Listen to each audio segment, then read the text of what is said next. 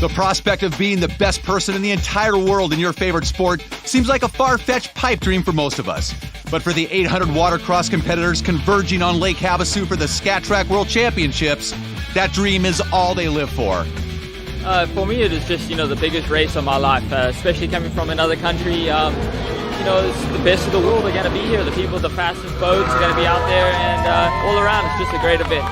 It's what you always dream of. Ever since I started racing skis, 6 years ago, world finals to be world champion is you can't beat it. There is nothing else better than the world finals. It's just a really exciting event that I probably couldn't live without. Who is the best on the planet? Stay with us to find out as the nations of the world collide on Lake Havasu at the Skat-Trak Watercross World Championships.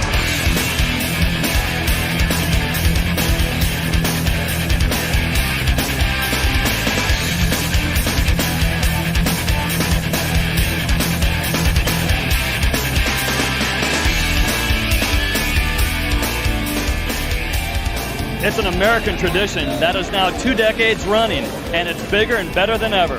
Over 800 competitors from 34 different countries are racing in 36 different classes. Welcome to Lake Havasu City, Arizona for the 8th and final day of the 2001 Skat-Trak Watercross World Championships here on the beautiful Colorado River. Hello, David Stanfield along with Rick Lake, and one thing we can say about Lake Havasu City and the World Championships is expect the unexpected. And that is because the one word synonymous with the World Championships is pressure.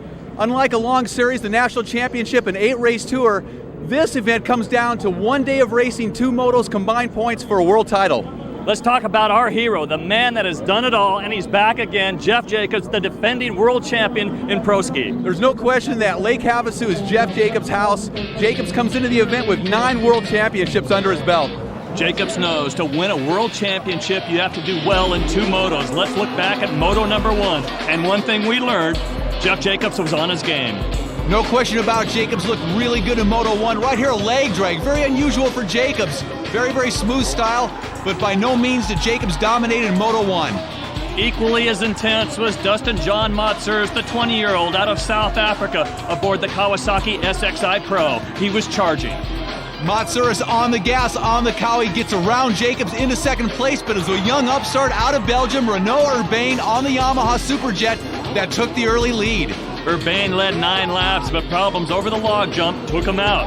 And Matzouris went into the lead, and even that lead was short-lived. When I went over the log jump, I scooped a piece of the rubber up through the scoop grate, and it got stuck in the prop. And it wouldn't spin out, and I just kept a pin trying to burn the piece of rubber out, and I was swinging the boat around. Eventually, luckily for me, it dislodged and spat out the back, but that could have cost me the whole race right there. Where was our U.S. national champion, Chris McClugage? Well, he crashed in the first turn, then went ballistic through the pack and worked his way back up to 5th position. McClugage, suffering from allergies today, leaves the responsibility to his teammate, Matzouris. On lap 14, Matzouris passes Jacobs and takes Moto 1 win. Momentum, Kawasaki. Final results of Moto 1, Matzouris, Jacobs, Sheldon, Rius, and McClugage. We are seconds away from our pro ski main event, the second and final deciding moto. Let's take a look at the closed course layout. This year's World Championship race course quite a bit different than years past in that there is no long back straightaway. There is a split section. The racers have an option of taking the inside or the outside split. 2 log jumps on the right-hand side will give the ski racers fits. Absent on the line, here's the news. Chris McClugage has pulled out. He is not going after the pro ski title. We're set to go. And if you've got a need for speed, take a look at this start. Look at that whole shot by Dustin Matzouris on the Kawasaki. Matzouris with a great start. Jacobs right behind him in second. Solid speeds up to 55, maybe 60 miles per hour. Now, the field splits into 2 different courses. That outside course carries plenty of speed. No question, Matzouris with a great jump on the inside, but it's Nicolas Rius, the great French champion, on the outside course. Look at that style by Rius down the front straightaway behind Matzouris. And remember, on this first lap, they do not negotiate the log jumps, which caused a lot of problems for Dustin Matzouris in that first moto. Matzouris right now on his Kawasaki, out in front with clean water, really trying to take advantage of the course conditions early on, trying to pull out a lead over Rius. Rius charging on that Rius Racing Yamaha Superjet in second. Rius out of France, but now lives here in Lake Havasu City, Arizona, and his one goal all year long is defend or win the World Championship titles. Can you imagine what's going on right now in Matzouris' mind? He is out in front of Moto number 2. He's already won Moto number 1, chasing down his dream of winning his first pro world title. A lot of pressure on this young 20-year-old out of South Africa. Remember, Rius is hounding him. Jacobs is looking good. His teammate, Chris McClugage, has pulled out of the pro ski class this moto. He's saving himself for the pro runabout class because he's feeling ill. But Matzouris got the most incredible hole shot. We've seen it all season long in the National Tour. Team Kawasaki, both McClugage and Matzouris able to pull hole shots race after race. No different here at the World Championships. We can see right here Matzouris with a great jump out of the line. He looks over at Jacobs. Jacobs on the inside, and Matz with another hole shot. Today is like the Super Bowl. One day, 2 motos and a World Championship title on the line, and it's not an easy task. Just with it being a one-shot deal makes it tough. With the National Tour, if you make a mistake one weekend, you have the opportunity to bring back and make points up later on in the series. Where here, you cannot make a mistake. We get that, down to Sunday. We have two motos, and definitely don't want to make any mistakes out there. Well, on the National Tour, he had 2 wins, a 4th overall, but today, the biggest day ever, he's out in front. Rius is currently running 2nd, and Jeff Jacobs in 3rd. The defending world champion had a 2nd place finish in Moto number 1, and he's keeping himself in very good position right here, 4th overall again. He's keeping the pressure on.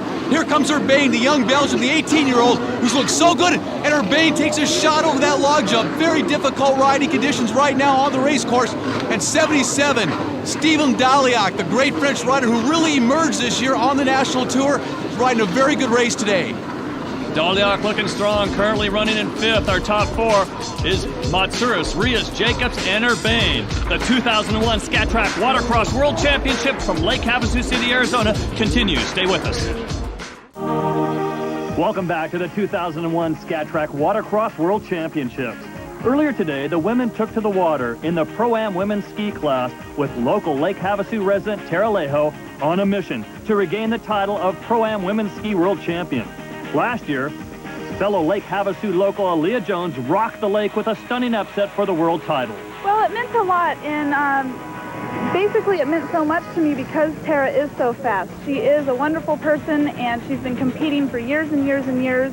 And my first race with her, actually, she lapped me. And I just thought, wow, I want to be that fast, So for me to come from her lapping me a couple years before to actually winning, I didn't necessarily enjoy winning and beating Tera, but to win and come through for all these years was one of the best things I've ever done. This year, Alia returned with a Kawasaki factory-backed SXI Pro ski to give Tera and her Yamaha Superjet a serious run for the title.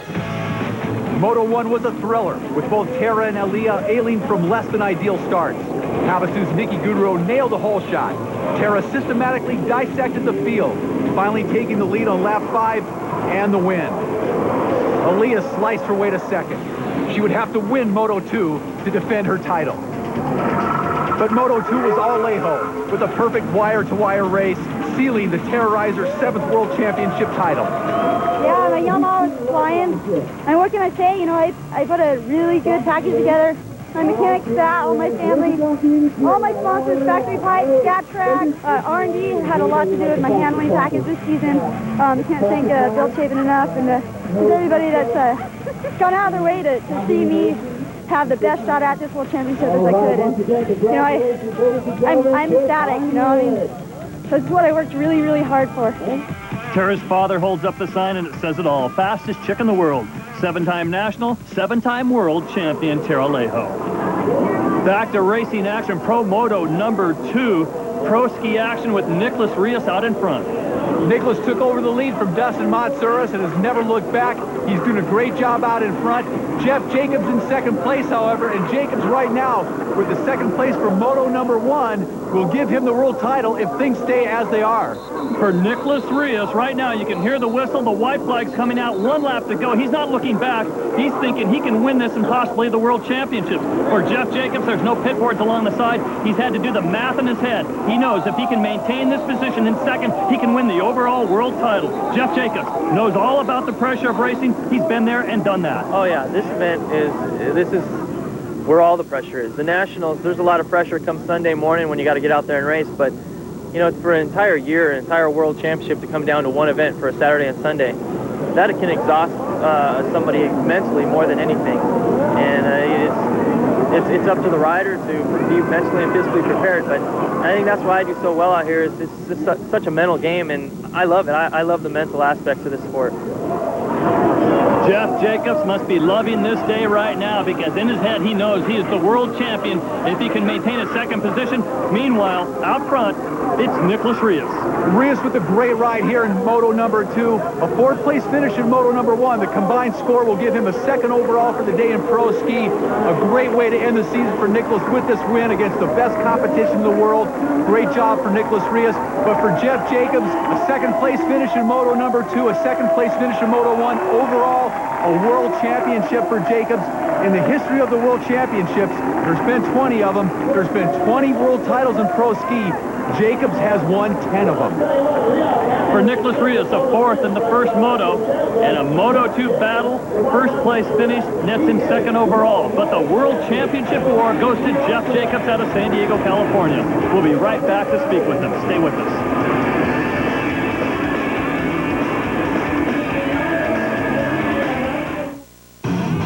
Welcome back to the 2001 Skat-Trak Watercross World Championships presented by Kawasaki and Yamaha here at Lake Havasu City, Arizona. Pro Ski Moto number 2 was won by Nicolas Rius, charging hard on his Rius Racing Yamaha Superjet.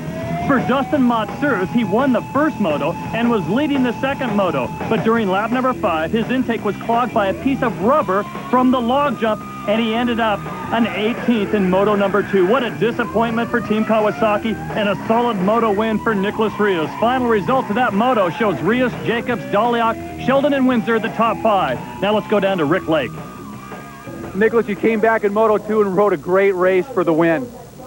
Well, you know, I was a little disappointed about this morning. You know, my ski didn't start on the line, and so I was last on my clock to 4th, and too bad. I mean, you know, and I just went this one, and you know, I need a win in my belt, and I did. Just want to thank all my sponsors, you know, Yamaha and Vance Factory Pipe, and you know, Slippery, Skat-Trak, all those guys, Carbon Tech. You know, I mean, without those guys, I could not be here, and just have to come back next year. And this year is first year where I came and don't win anything, so it's kind of a little weird feeling, so that's why I'm a little disappointed. But you know, they call me the fighter. I will come back strong. I'm going to try all winter and, you know, make all my sponsors and all the film crowds again. The fighter wins the battle in Moto number 2, but it is the jammer, a.k.a. Jackson Jeff Jacobs, 30 years old, out of San Diego, California, aboard the Riva Yamaha Superjet, winning the world title and winning one for America. He's standing by with our own Rick Lake. Jeff, number 10, tell me about it. I'll tell you what, I've never been so nervous or felt more pressure in my life than, you know, 10 minutes before that race. You know, I know I have the horsepower, I got the boat, my Yamaha was just excellent today on Sunday. I mean, I couldn't ask for anything more. I mean, 10, obviously this ain't my first rodeo, so I just wanted to come out here and be consistent, and that's what I was. 2 seconds, I'll take any day for an overall. Yeah, you got up there at the start, you had a real good start, you were in 3rd place most of the race, then Matzouris dropped out, you moved to the 2nd behind Rius, so you looked real comfortable in 2nd. I think you were playing it smart. Yeah, well, you know, that's my forte. That's what I always penalize myself as. Sometimes I ride too smart and not aggressive enough, but Matzouris dropped out.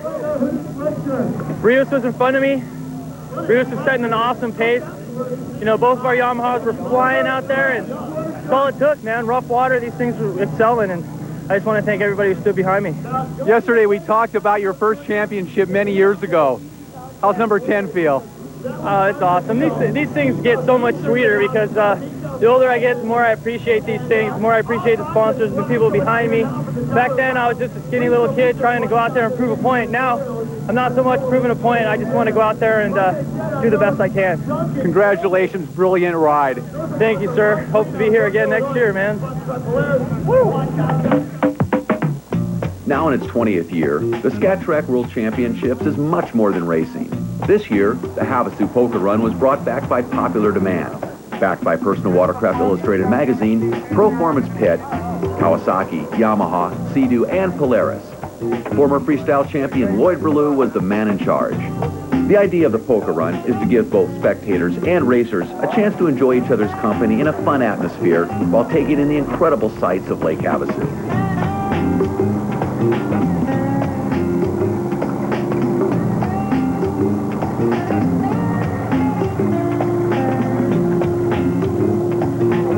national and world champion Chris the Flying Fish Fischetti was spotted riding the new Octane stand-up ski from Polaris.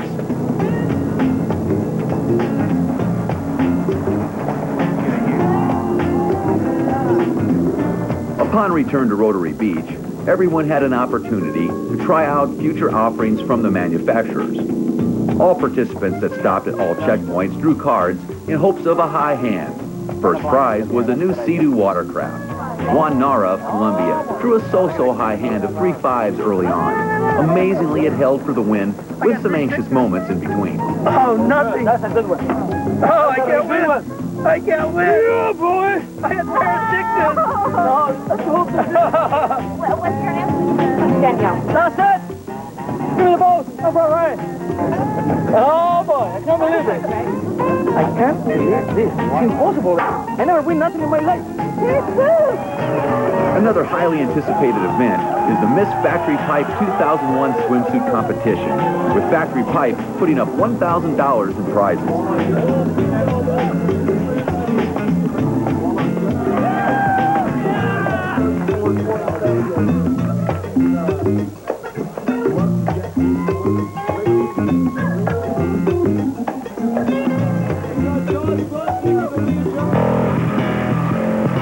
The ultimate air event is the Whamiltons.com ramp jump, with competitions for both freestyle and distance.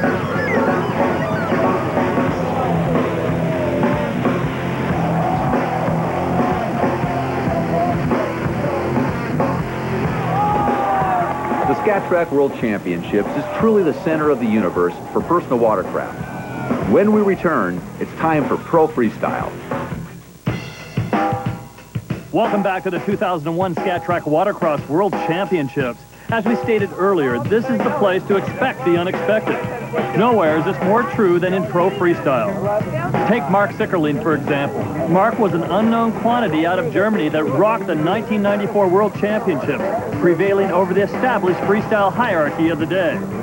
Then in 1995, with mixed results of the U.S. National Tour, Marc returned to Havasu to successfully defend his world title. The international contingency has always been a huge unknown variable, and this year they were stronger than ever.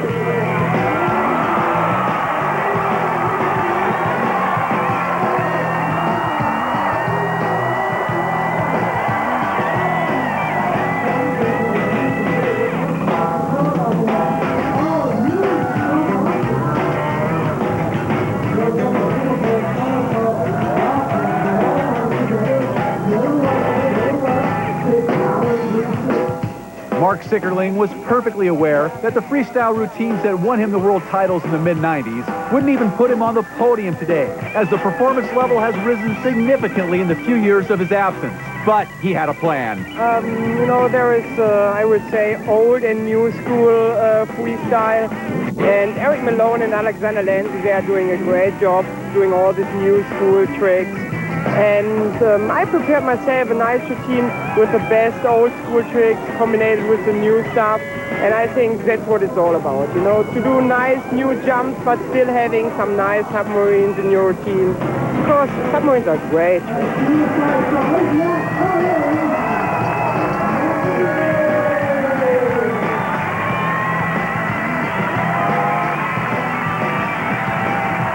As solid as the international competitors were, the Americans were not intimidated.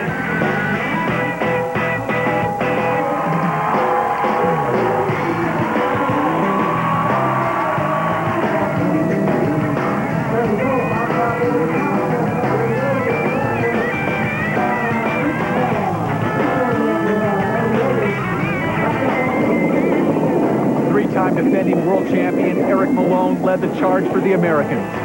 Filled with momentum from his third consecutive U.S. National Tour Championship, needless to say, he was the odds-on favorite to win today.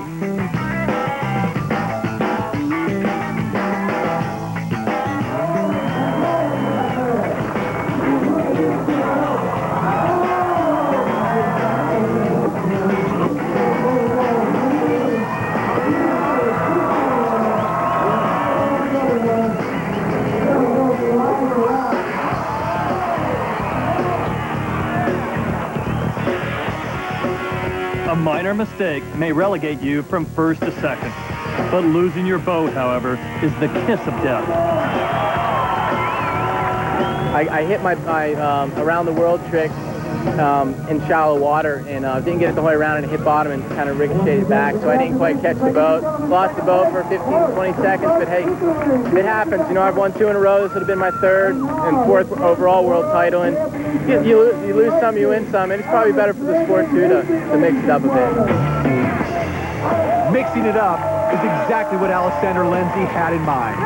The flamboyant Brazilian was the only competitor victorious over Malone during the U.S. National Tour this year, winning 2 of the 8 events. Here at the World Championships, opportunity now knocked on the door.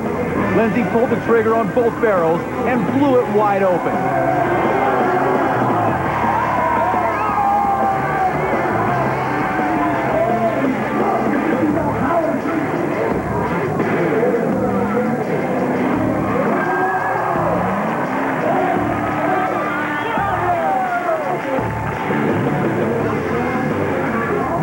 Combined with the well-seasoned, all precisely executed. The perfect formula for a new Brazilian pro freestyle world champion. I feel the best day in my life, you know, and I wait all my life for this day. This is a very important day for me in my life, you know, and feel very good. The best day in my life. Alexander Lenzi tops an all-international podium. Congratulations to Alexander and all of our international freestyle competitors.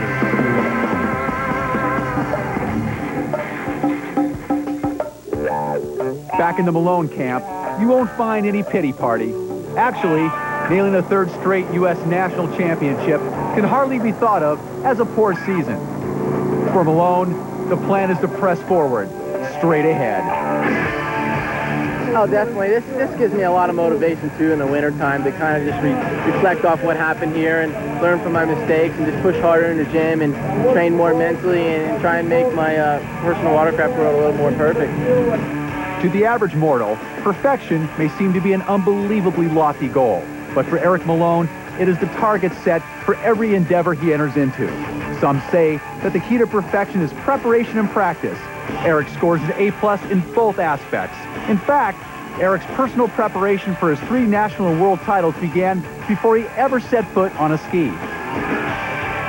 For success in this sport, for me, I think that, you know, I wrestled for 8 years in junior high and high school, and that really put a really good, strong work ethic in my thought process throughout my life, and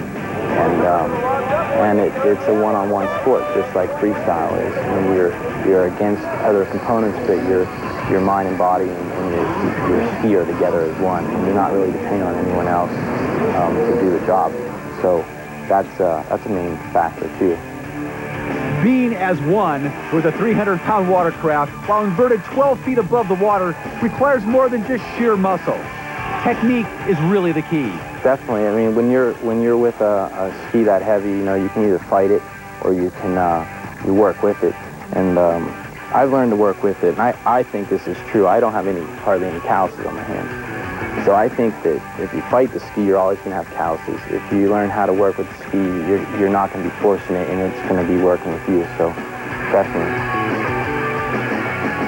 The nice thing about freestyle is you're kind of in your own world a little bit, and you're kind of doing your own thing, and just your imagination's going. It's just you and the ski or whatever you're using at that point. So to me, it just feels great to be out there and try new things and invent something that you might be dreaming about the night before, think about, or someone might mention to you. So it's a lot of fun, and when you learn a new move, it's just a great feeling just to be able to go out there and do it, knowing that that's your trick and no one knows about it, and you can go out and put it to work in the competitions. Each routine lasts exactly 2 minutes.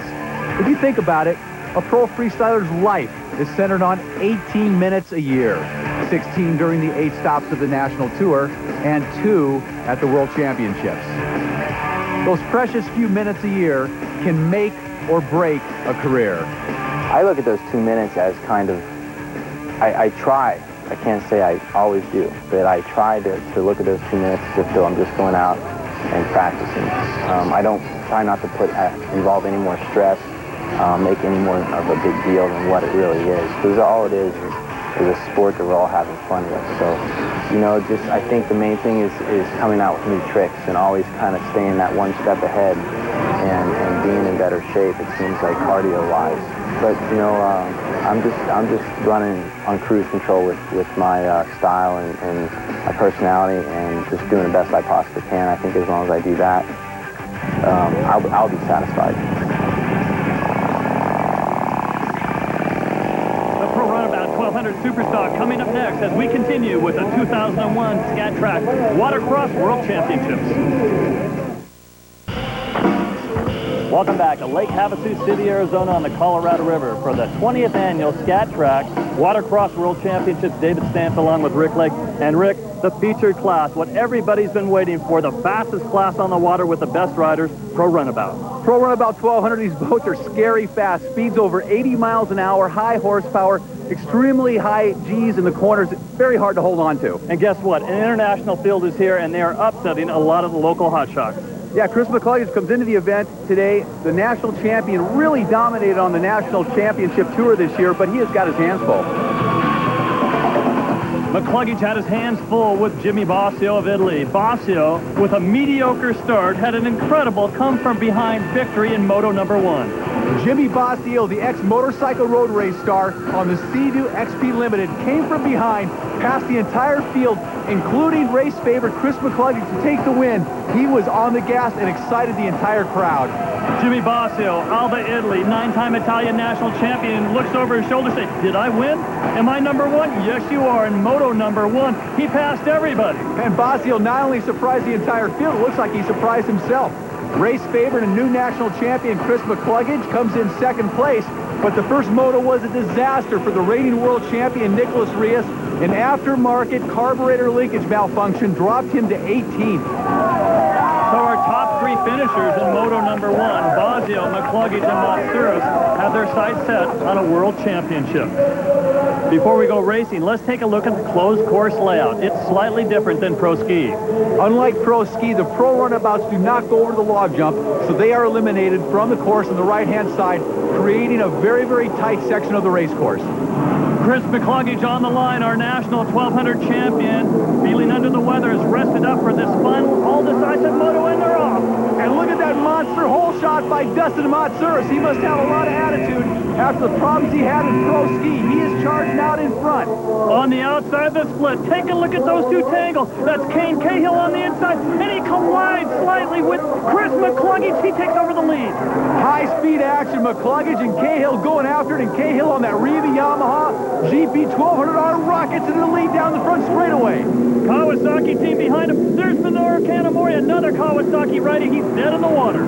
Kanamori got T-boned really hard in the first turn. It looks like the boat's got a hole in it, and it's taken on water.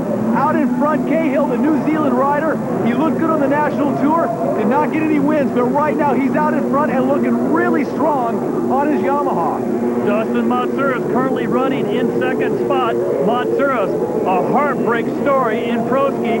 He was third in Moto 1. Right now, he has a chance at a world title in the Pro Runabout 1200 class. Matzouris on that Kawasaki 1100 STX DI in second place. If he can stay right where he's at, he's looking at a world title. Kane Cahill, our leader, a welcome addition on this year's national tour. Coming all the way from Auckland, New Zealand. It's coming up to the race in America is probably the most prestigious thing to ever come to. I've been over here racing the national tour, which has been great, in Lake Havasu. To be honest, it's what I expected to be. You know, it's perfect water, perfect conditions. It's great. Kane Cahill aboard the Riva Yamaha GP 1200 leads this race. One of the nicest guys on the tour. Put a helmet on him though, and he is a racer. Cahill out in front, Matzouris in second, but they better not look back because on the gas behind them is a great battle in third and fourth. You got McClugage on the inside right there. Here comes Dustin Farthing in fourth. So McClugage and Farthing, two of the toughest competitors in the world, are charging up behind the leaders. The Mac Attack versus King D. Dustin Farthing aboard the Farthing Racing GP 1200R and Chris McClugage aboard the Kawasaki STX 1100 DI. This race is 20 laps long. We're in the early stages. Anything can happen. Right now, McClugage is in third place. He got a second place in Moto number 1. He needs to pass Matzouris, his Kawasaki teammate, to win the World Championship. Farthing with a fourth place in Moto number 1. He's got a chance at a world title as well. They are going for it.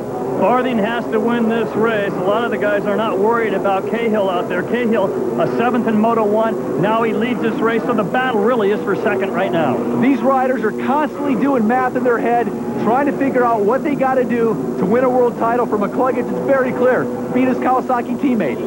Current running order show Cahill, Matzouris, and McClugage the top 3. The fastest personal watercraft race in the world continues. Stay with us.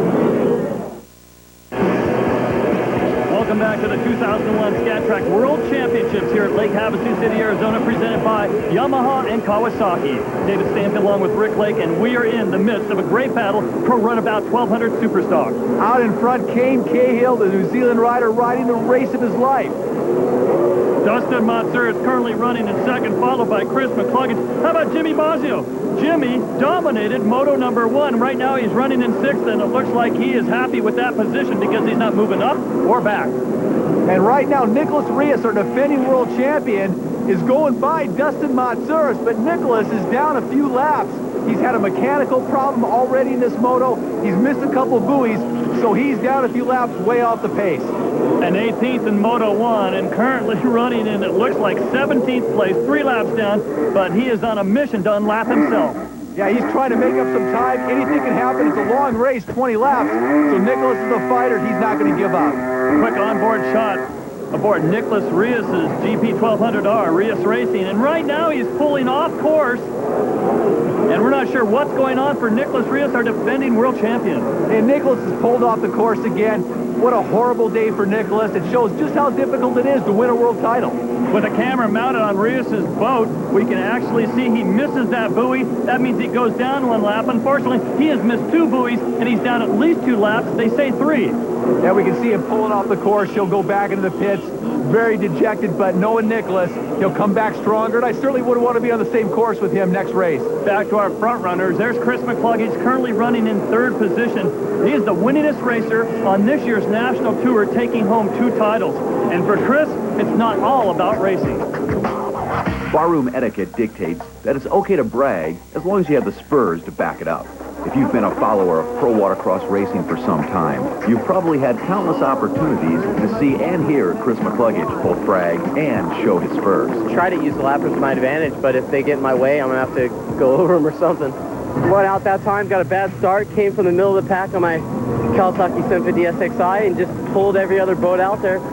Made them look like stock boats, actually, compared to what I thought. And that was probably one of your closest battles so far this year in Pro Runabout 1200 with Nicolas. Really exciting race out there. Yeah, you know, whatever, I won. Unfortunately, Chris feels that the public perception of him being brash and even a bit outspoken is very incorrect. I guess I have an attitude sometimes, but, you know, a lot of the times is I'm not a person to strike up a conversation. You know, if someone comes up and talks to me, then it's a lot easier for me to talk to people, but I'm usually not the person to go up and start talking to people or, you know, get into the middle of a crowd and be the center of attention, or not really like jump up on stage and, you know, start talking there. I don't like doing that. Or, you know, I couldn't be the person who gets called out of a crowd to dance on the stage, you know, kind of reserved. It may be a shocking concept to think of the Mac attack as reserved, but his family and close circle of friends swear it is true. This is especially shocking considering he is living a rock star lifestyle at the top of the watercross racing totem pole. Like any rock star will tell you, one of the best things you can do for yourself in this situation is just get away for some personal time. Wakeboarding, what appeals to me about wakeboarding is just being able to go out there and have a good time. Basically, well, there's a boat pulling you, but it's like you're in control of whatever you want to do out there. So it's, you know, up to you if you want to jump higher. Whatever you want to do it's in your hands. You know, if you want to try a flip, you can try a flip. But I've been doing it for probably 6 or 7 years now. It's basically something I don't do a lot of anymore, but I used to be involved with it a lot and did a couple competitions. But now it's just whenever I get a chance and, you know, get some friends together and go out for a wakeboard session.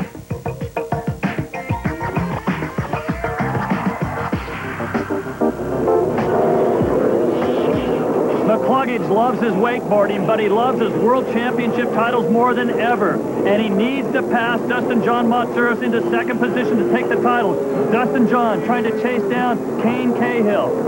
Cahill out in front the entire race, wire to wire this far on that GP 1200R. Dustin Matzouris looking so good in second place, very smooth. He's got the pressure behind him, and the pressure gets to him as McClugage goes around, as does Farthing. Dustin John Matzouris running in second, misses it, but he has to circle back around, and sure enough, McClugage and Farthing pass him. He drops to fourth. Expect the unexpected at the 2001 Skat-Trak Watercross World Championships. Stay with us. Welcome back to the 2001 Skat-Trak Watercross World Championships, presented by Yamaha and Kawasaki. Out of the 36 categories of competition, 7 are pro classes, with top Yamaha pilot Dustin Farthing out of Stuart, Florida, doing the superhuman feat of competing in 3 of those classes: Pro Runabout 1200, Runabout 785, and Pro-Am Sport. The truly amazing part of this grueling task is that he has already nailed down the Pro World title for Runabout 785 and Sport earlier today. In Pro-Am Sport, Dustin prevailed on his Yamaha Wave Blaster over an onslaught of international stars from Thailand, Brazil, Japan, and Guam, winning both motos for the victory. Yeah, I don't think anybody's won more titles on a sport boat than me, and I'm pretty safe to say that, I'm probably the best sport rider in the world.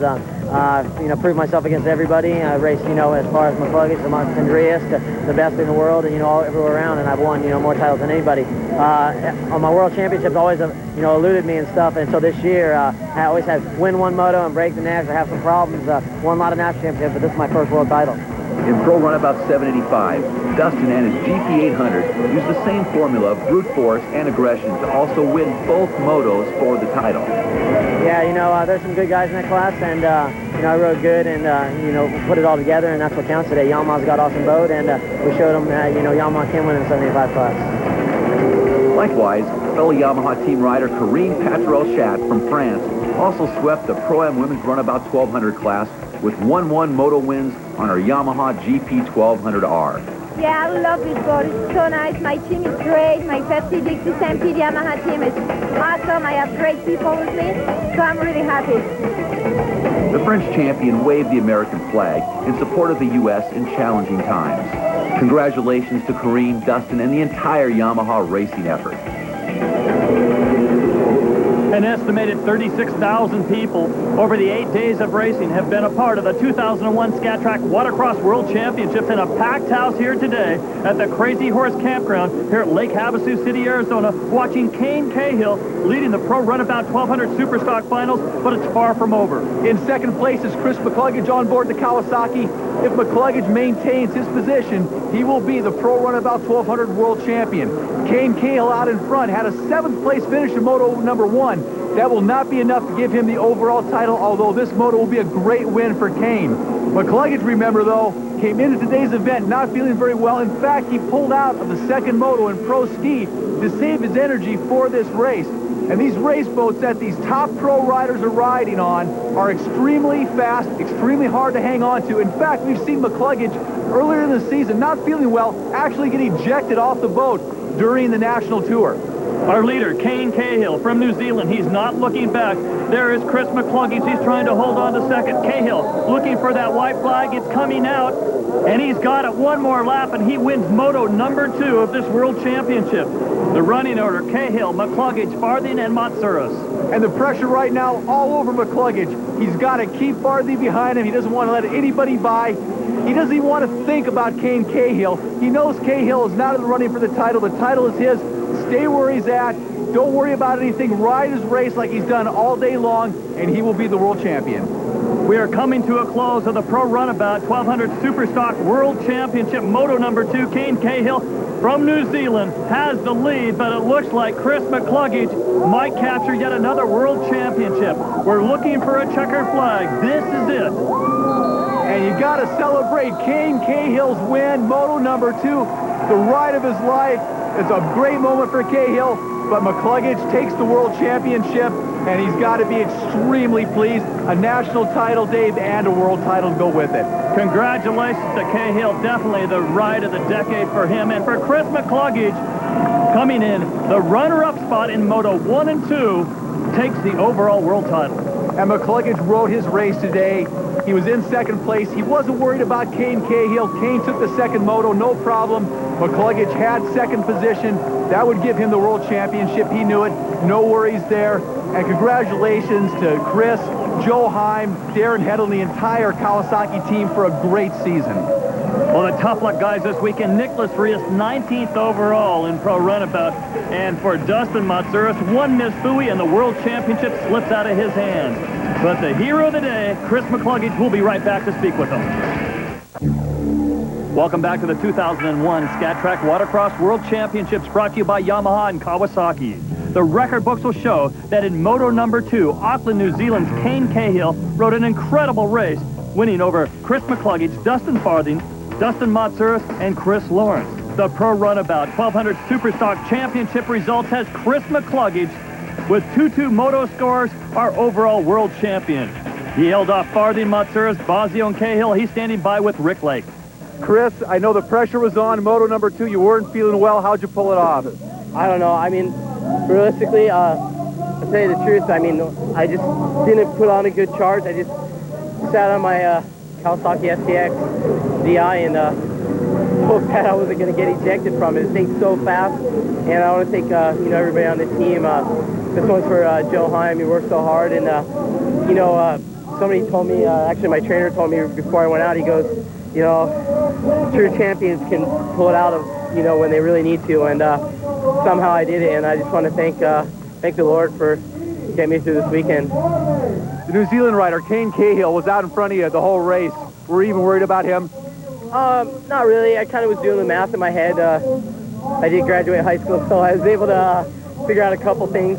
I knew I had to get by Matzouris. That was the only thing, and just tried pressuring him as much as I could without throwing myself off the boat, and he ended up missing the buoy, and Dustin Farthing and myself got by, and I knew Dustin was, Farthing was really a hard charger, so I just he said he was getting really tired. He raced 3 classes, won 2 championships, which is great, but I couldn't let him win that 3rd. Congratulations, it was a great season. Thanks, Rick.